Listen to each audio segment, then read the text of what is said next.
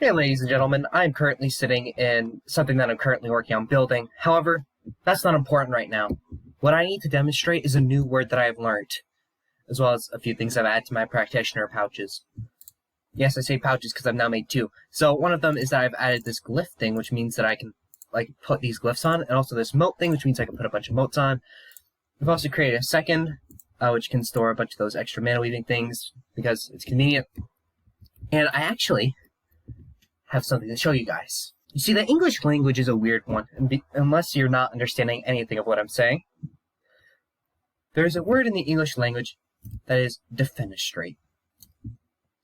I even renamed that original miscreated fling spell defenestrate because it does what that word means.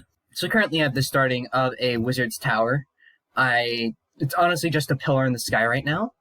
But defenestrate means to throw somebody out of the window. So I'm going to demonstrate it by putting in a villager and then defenestrate them. Pretty simple. Pretty simple, right? Well, just to demonstrate it again, I'm going to defenestrate this other villager because, oh, you're a mason. No. I think that this is the best use of this terribly made fling spell. I've also gotten a cow in here just to add on a little bit of variety. Yes, I have absolutely become sadistic. And now I have an interesting one here. A creeper. So I'm going to have to do this one pretty quickly because I just want to knock him off the tower without exploding it. Yeah. Easiest way to get gunpowder. And now I've got one other thing that I want to defenestrate in keeping on with my pattern. I'm going to just put it on down and... Huh.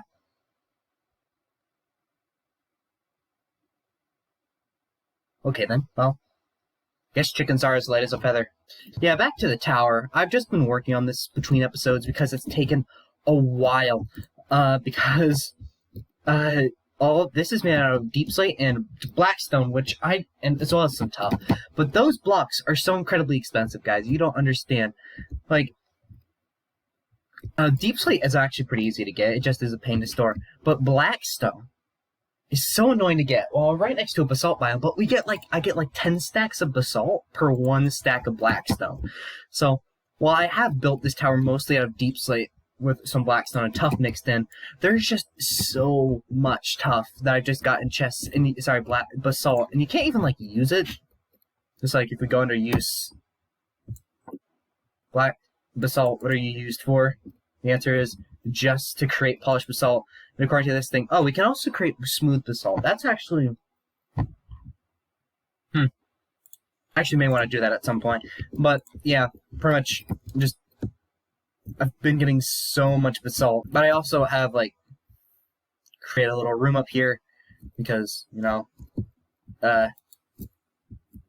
I want to defenestrate myself, I guess. And I just barely survived this fall. But that's actually why I do have another thing up there, which does help me get back up. I'm not going to activate it right now because I haven't set up a portal down. But that is actually what I'm going to be messing around with today. So in Mana and Artifice, there is the Ritual of Homestead. I covered it in my previous playthrough very briefly, but this time I want to go over it in a little bit more detail because I plan on having a little bit more involved portal things going on. Yeah, I did move my Runeforge operation over there. So the Ritual of Homestead is a ritual that takes up a little bit of space. You have to set it down, and then you put down this shape.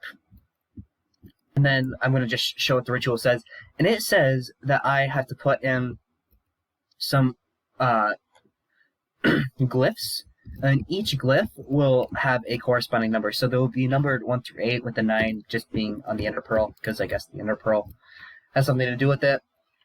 And this ritual will then give us a homestead marker. So this one I'm going to have it be the blue homestead. So I'm going to create some blue glyphs with my extra glyphs in here. There we go. We now have some blue glyphs. And these glyphs I'm going to put in these 1 through 8 spots. You can use any color of glyph. In fact, you can combine colors. I just for simplicity's sake, want to just use all of one color, and then you click here, and then it will just activate through.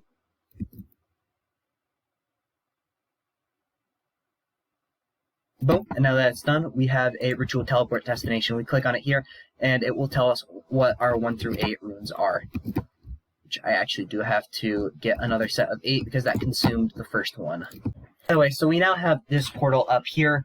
I'm going to now actually create a teleportation area to the portal that I have up there, because this one is, you know, like right here, and I want to show a bit more of a useful form of that transportation.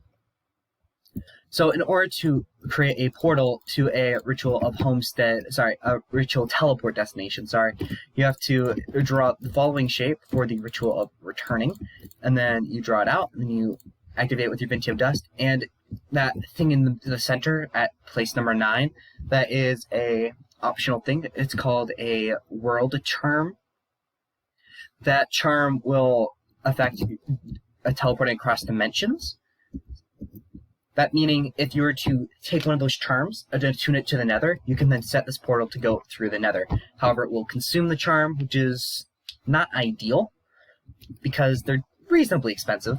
They cost a rune of marking, some redstone, some gold, and some glass panes, and I just don't think that's really worth for us to use at this tier, because when you get into tier 4, you are able to create permanent portals.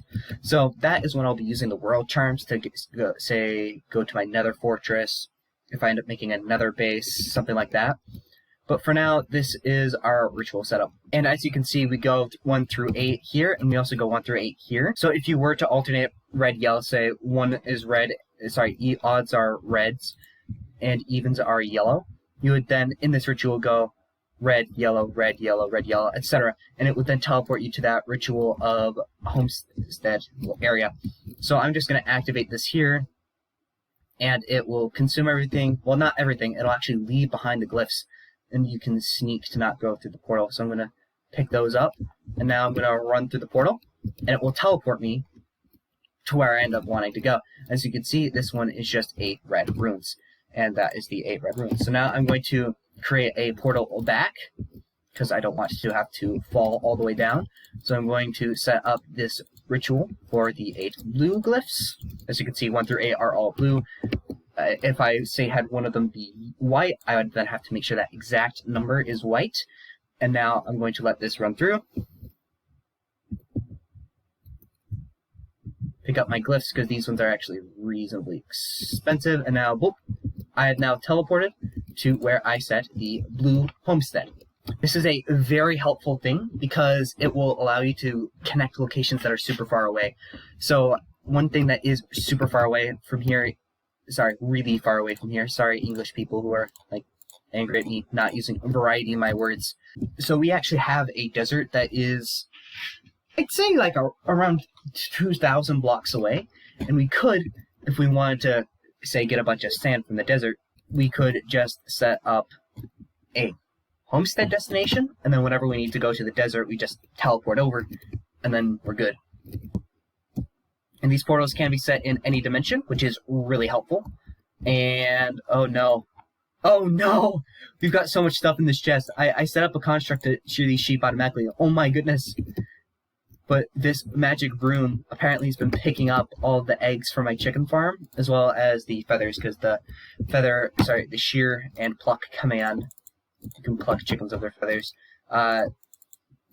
Wow, there's just so many feathers. I'm going to need to probably create a machine that will get rid of the extra of those. But yeah, that's one thing I've been up to. Oh my gosh, there's zombies here.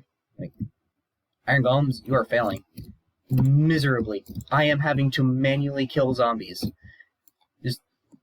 This is an outrage, but, you know, I guess I'll sleep because it's a thunderstorm. Moving on, another thing that I did create in the bottom portion of the tower, because I currently have no ideas of what to put into here.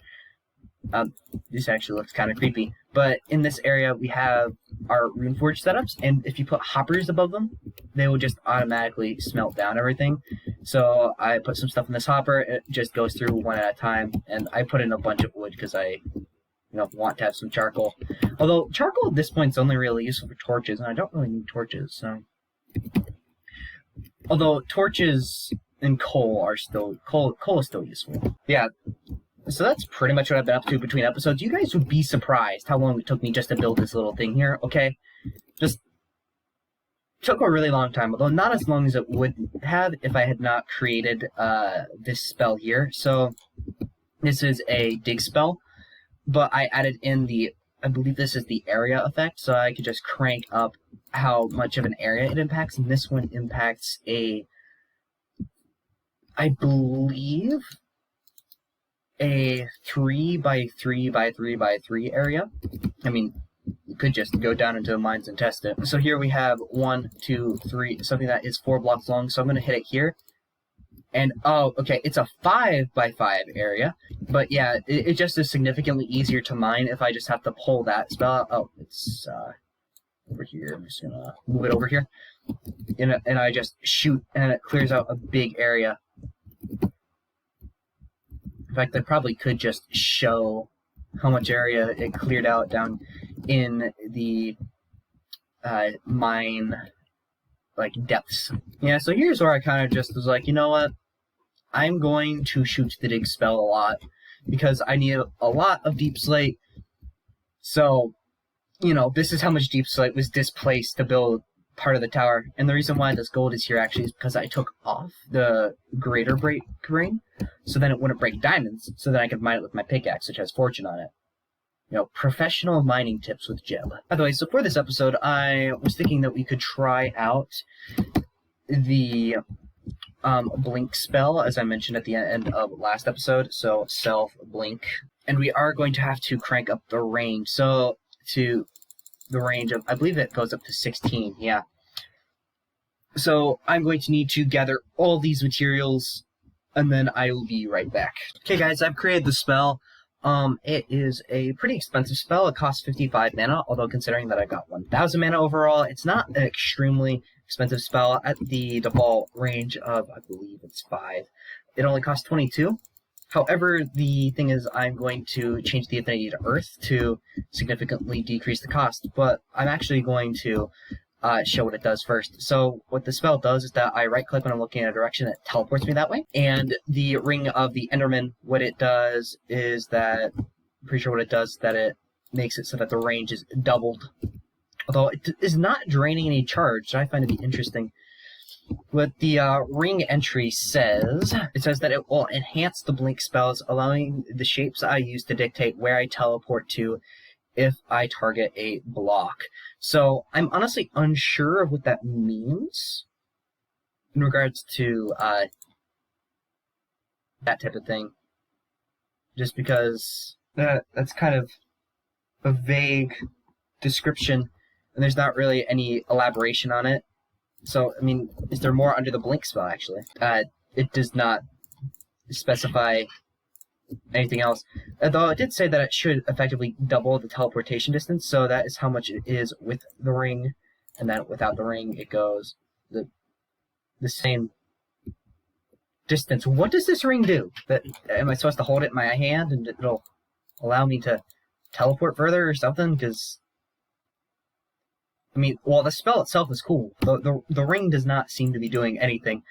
Either way, I guess I'll leave the ring there until I figure out more about it. So either way, I'm just going to change the affinity over to Earth affinity because, you know, I've been teleporting around just a little bit, and my affinity is already down to 98%, which admittedly is quite high. But now, as you can see, the price for mana is 28.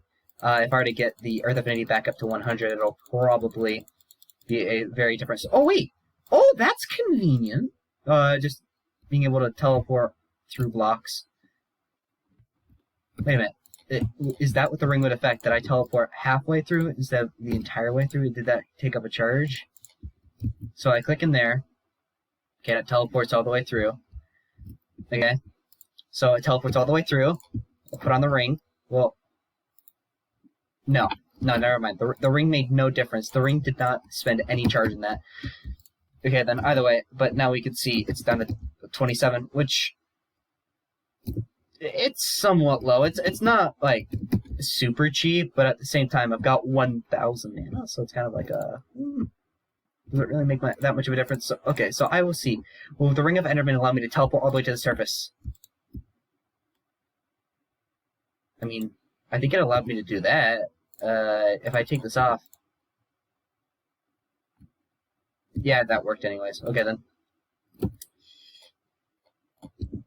You know, I honestly expected this ring to have, like, magical powers of teleportation, because it said it doubled the ring's distance. Whee! Hello there. So, I kind of expected the doubling of range for a teleportation spell to have a range of 30 blocks to be pretty, ridiculous. You know, I'm probably missing something, but, you know, I now have another form of teleportation. Well, not transportation, rather. And this one is actually a little bit more convenient than the fling spell because it doesn't give me fall damage. And it also does allow me to look at that guy and go, wee, wee, wee. Oh my gosh, there are so many creepers. If only I could defenestrate them. Again, I'm just gonna teleport to the inside of the building. Now I can teleport to the upper part there. That is one of the main reasons why I got the blink spell. It'll allow me to just kind of pop through the building without actually having to, you know, like, create the massive portals. However, you know, it's you know, it could be a better spell. Yeah, I probably should talk a bit about the goals for this building here. So I guess I will use the blink spell to get to the top of that. Either way. So, pretty much my goal for this area here is to just have a big wizard's tower. I mean, it seems like a pretty simple goal. Oh my goodness, there are so many creepers out there tonight. Either way. Yeah, I just want to make a cool looking wizard's tower because, I mean, I have access to easy mining, and I've been kind of running out of space to do some space-based stuff, such as, like, rituals. So I was thinking if I could create a big tower thing with, like, some form of item sorter and that type of thing, it would make my life a little bit easier because, you know, a tower is a little bit more accessible than just a random hole in the ground.